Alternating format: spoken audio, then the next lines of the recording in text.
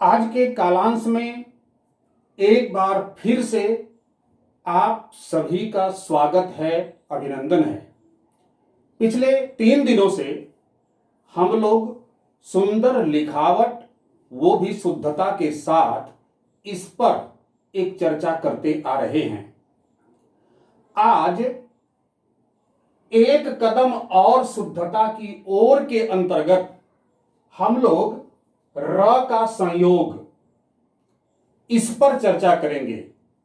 लेखन के क्रम में र का जो संयोग है वह हमेशा उससे सामना पड़ते रहता है। तो उस दृष्टिकोण से आप शुद्ध रहें और लिखते समय किस प्रकार की सावधानी बरतनी है, उस पर हम लोग एक छोटी सी चर्चा आज करने वाले हैं। ये र का जो संयोग है, ये 3 प्रकार से, 3 रूप में होता है। एक जिसका चिन्ह है ये, दूसरा जिसका चिन्ह है ये, और तीसरा जिसका चिन्ह है ये चिन्ह जिसको हम लोग रेफ भी कहते हैं। इसका प्रयोग हमें कैसे करना चाहिए और इसका प्रयोग करते समय हमें किस प्रकार की सावधानी रखनी है, ध्यान से इसको सुनिएगा। और सुन करके और जब लेखन कीजिएगा तो आपके दिमाग में ये बात होनी चाहिए। है क्या कि आने वाले अगले व्यंजन पर या मात्राओं पर ये जो रेप है आपका र, ये स्वर विहीन र, इसका प्रयोग जब हम करते हैं तो हमें क्या सावधानी रखनी है। नियम क्या कहता है कि आने वाले अगले व्यंजन पर या मात्राओं पर ये रेप लगता है। जैसे अर्क, धर्म, धर्मा, कर्मी आदि बहुत से ऐसे। हुआ क्या है, ध्यान दीजिए, यहां जो अर्क लिखा हुआ है तो ये र जो इस रूप में है, इस रेप के रूप में है, वह क से पहले है और इसके बाद व्यंजन क आ रहा है। और इस क में ध्यान दीजिएगा तो है क्या, अ, अर्थात ये रेप, ध्यान दीजिए ध्यान से, कि ये शिरोरेखा पर नहीं है, बल्कि इस क में जो अ है उस पर बैठा हुआ है। उसी प्रकार से धर्म है और उसी प्रकार से धर्मा है, उसी प्रकार से कर्मी है। उदाहरण स्वरूप अगर धर्मा हम इस प्रकार से लिख दें ऐसे, और रेप को यहां लगा दें, या कर्मी को हम इस प्रकार से लिख दें और रेप यहां लगा दें, तो वास्तव में ये दोनों गलत हो जाएगा, ये दोनों अशुद्ध हो जाएगा। क्यों हो जाएगा? क्योंकि ये रेप हमेशा मात्राओं पर ही बैठता है।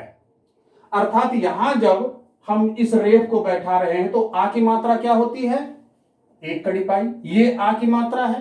तो रेप कहां जाके बैठेगा, यहां आके बैठेगा, जैसे कि यहां है।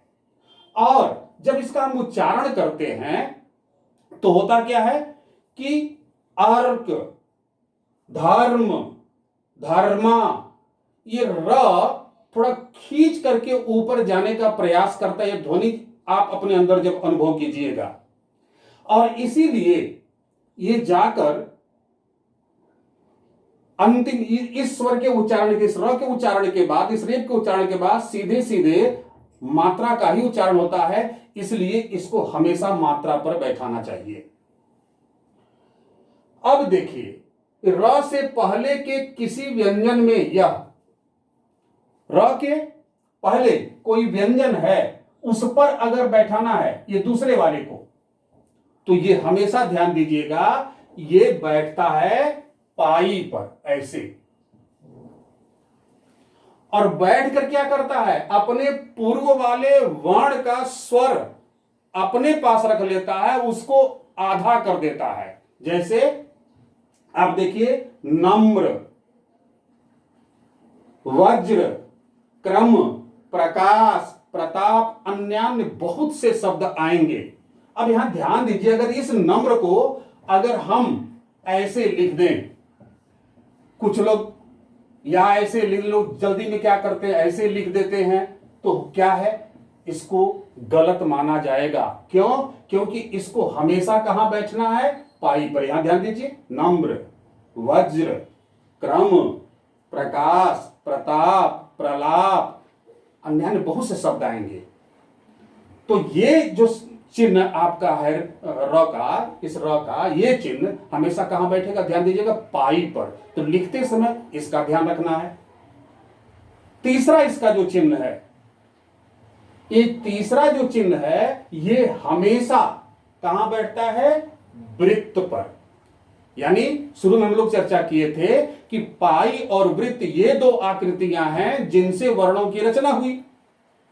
अब इन्हीं से वर्णों की रचना हुई, तो जो वृत्त वाली आकृति है जिस वर्ण पर, उसी के नीचे जाकर के ये लगता है। जैसे आप देखिए यहां ट्रक, ड्रम, ड्रामा, राष्ट्र, ओष्ट्र आदि। आप देखिए ट्रक, ये क्या है, ये वास्तव में है क्या, ध्यान दीजिए। अब ये ट लिखे हैं, ये वास्तव में वृत्त का ही भाग है और इसके नीचे ही आकर के बैठा है। उसी प्रकार से ड्रम में क्या है, ये जो हिस्सा है वह वृत्त का भाग है, इसलिए यहां आकर के बैठा है।